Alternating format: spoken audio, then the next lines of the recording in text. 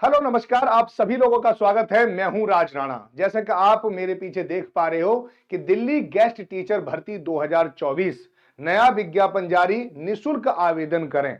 तो आज मैं बात करने वाला हूं कॉन्ट्रैक्ट बेस पे जो टीचर होते हैं, गेस्ट टीचर जो होते हैं। अगर आपको दिल्ली में टीचर बनना है, क्योंकि अगर दिल्ली में गेस्ट टीचर भी बनते हैं तो वेतनमान बहुत अच्छा होता है और गेस्ट टीचर को आगे चलकर ये भी कभी कभी सुविधा मिल जाती है कि वह परमानेंट भी हो जाते हैं। तो अगर आप दिल्ली में गेस्ट टीचर बनना चाहते हैं तो इस पूरे की पूरी नोटिफिकेशन को कैसे आवेदन करना है, कहां पर जाके आवेदन करना है, किस किस के लिए रिक्तियां निकली हैं, उस सारी चीजों को आप इस वीडियो के माध्यम से समझ सकते हैं। तो आइए सीधे सीधे मैं आपको नोटिफिकेशन पर लेके चलता हूं।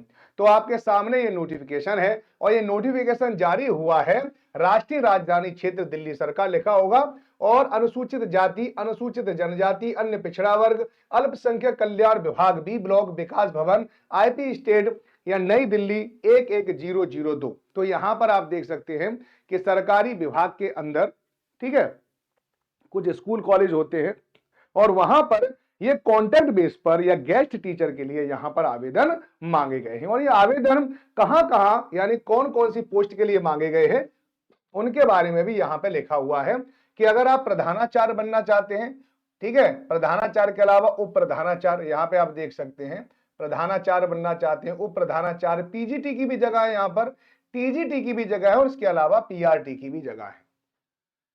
आप प्रधानाध्यापक बन सकते हैं यानी हेडमास्टर बन सकते हैं, ठीक है, आप उप प्रधानाचार्य बन सकते हैं, पीजीटी, टीजीटी, पीआरटी, इनके बारे में तो आपको पता होगा। इसके अलावा संगीत एवं नृत्य शिक्षक बन सकते हैं, चित्रकला शिक्षक बन सकते हैं, शिक्षक काउंसलर बन सकते हैं, कंप्यूटर शिक्षक, विषय शिक्षक, नर्स, लाइब्रेरियन, लेखपाल, ठीक है, लेखापाल, ठीक है, पीईटी, लैब असिस्टेंट, कार्यालय सहायक, कार्यालय सचिव, एमटीएस, छात्रावास वार्डन और शिक्षक समन्वयक।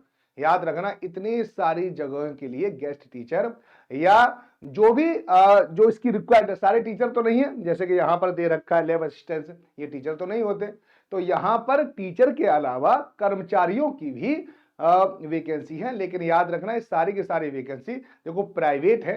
प्राइवेट का मतलब होता है ये स्थायी नहीं है, ये टेम्परेरी प्रकार की है। लेकिन ऐसा नहीं है कि आपको कभी भी रखा जाएगा, कभी भी निकाला जाएगा, इसके एक प्रक्रिया होती है, ये बात आपको ध्यान रखना है, ठीक है नहीं। अब यहां पर हर एक पद के लिए यहां पर कुछ न कुछ ये मांगा गया है, आप देख लेना कि आप इसके लिए एलिजिबल हो या नहीं हो। देखो, पद संख्या 1 और 2, इसका मतलब है प्रधानाचार्य उप प्रधानाचार्य बनने के लिए आपके पास एमए होना चाहिए, ठीक है, यानी पोस्ट ग्रेजुएट। इसके अलावा बीएड होना चाहिए, उत्कर्ष अकादमिक रिकॉर्ड, ठीक है, आपके पास पता है एक एकेडमिक रिकॉर्ड भी होना चाहिए, वो भी अच्छा होना चाहिए। अनुभव होना चाहिए पीजीटी में 5 वर्ष पढ़ाने का और टीजीटी में 10 वर्ष पढ़ाने का, ठीक है, और 5 वर्ष प्रशासनिक अंग्रेजी व हिंदी भाषा में निपुणता हो, तब आप प्रधानाध्यापक और उप प्रधानाचार्य के लिए यहां पर फॉर्म फिल कर सकते हैं। पद संख्या 3, यानी अगर आप पीजीटी इंग्लिश, हिंदी, गणित, भौतिक विज्ञान, रासायनिक विज्ञान, पेंटिंग, आईटी, कॉमर्स, अर्थशास्त्र, इतिहास, राजनीति विज्ञान या शारीरिक विज्ञान में पीजीटी टीचर बनना चाहते हैं, तो यहां पे याद रखो कि यहां पे एक तो आपको पास पोस्ट ग्रेजुएशन होनी चाहिए, इसके अलावा आपके पास बीएड होनी चाहिए, अनुभव होना चाहिए आपको पीजीटी में 3 वर्ष का या टीजीटी में आपको 5 वर्ष का अनुभव हो, ये बात आपको ध्यान रखना है। पद संख्या 4, 4 में इसका मतलब है टीजीटी अंग्रेजी, विज्ञान, गणित, उर्दू, सामाजिक विज्ञान, हिंदी और संस्कृत। अगर ये आपको नहीं दिख रहा है तो मैं इसका एक लिंक आपको दे दूंगा, या तो लिंक दे सकते हैं या आप इसको डाउनलोड कर सकते हैं मेरे टेलीग्राम चैनल से, एसएसटी विद राज राणा, जिसका जो लिंक है वो डिस्क्रिप्शन बॉक्स में दे रखा है। वहां पर आप इस पूरे के पूरे नोटिफिकेशन को डाउनलोड कर सकते हैं, है ना। इसके अलावा देखिए पद 4 टीजीटी के लिए क्या होगा, सीटेट अनिवार्य है, यहां पर बीएड और न्यूनतम 3 वर्ष का शिक्षण अनुभव होना चाहिए। पद संख्या 5 यानी पीआरटी के लिए सीटेट अनिवार्य है, इसमें डीआईईटी या जेबीटी या न्यूनतम 2 वर्ष का शिक्षण अनुभव होना चाहिए, यानी कोई भी बीएड वाला यहां पीआरटी में फॉर्म नहीं भर सकता है, याद रखना, है ना। मेन चीज तो यही है, बाकी आप सारी चीजें देख सकते हैं। जैसे संगीत और नृत्य के लिए यहां पर संगीत में स्नातक डिग्री होनी चाहिए, न्यूनतम 3 वर्ष का अनुभव होना चाहिए, ठीक है। अब यहां पे पद संख्या 7 में देख लो, चित्रकला शिक्षक के लिए तो स्नातक डिग्री, न्यूनतम 2 वर्ष का अनुभव होना चाहिए चित्रकला में। यहाँ पे दे रखा है शिक्षक काउंसलर है, ठीक है। 8 में तो स्नातक, स्नातकोत्तर, बाल विकास मनोविज्ञान आपके पास होनी चाहिए। विशिष्ट शिक्षा में न्यूनतम 2 वर्ष का प्रासंगिक अनुभव होना चाहिए, ठीक है। 9 में देख लीजिए, 9 क्या, कंप्यूटर शिक्षक के लिए आपने बीसीए कर रखी हो, एमसीए कर रखी हो, उसकी डिग्री हो तो वो आवेदन कर सकते हैं। यहाँ पे अनुभव नहीं मांगा है, यहाँ पे याद रखना, इसके लिए अनुभव नहीं मांगा है। विशेष शिक्षक देखिए यहाँ पे 10 है, तो विशेष शिक्षक में डीएड और बीएड विशेष शिक्षण न्यूनतम 3 वर्ष का कार्य अनुभव है।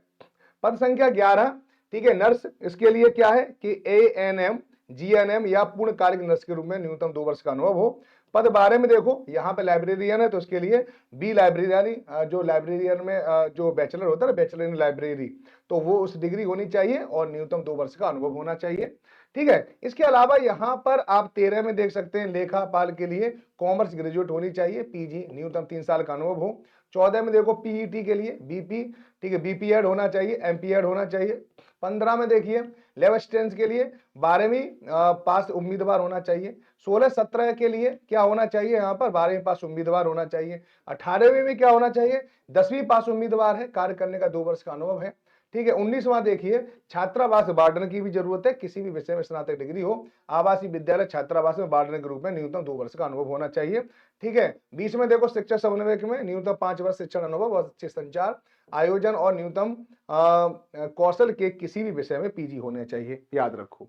एक और यहाँ पर चीजें समझने की चीज है जो जरूरी है आप लोगों के लिए भी, कि द्वारका और उसके आसपास के शिक्षकों को प्राथमिकता दी जाएगी, ये जरूर लिखा हुआ है।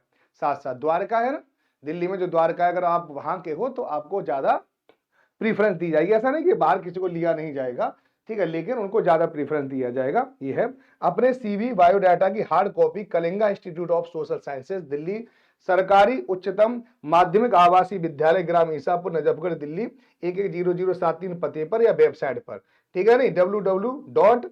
ठीक है KISS-Delhi.AC.in के जरिए इस विज्ञापन के प्रकाशन के 10 दिनों के भीतर ऑनलाइन आवेदन करें, ठीक है नहीं।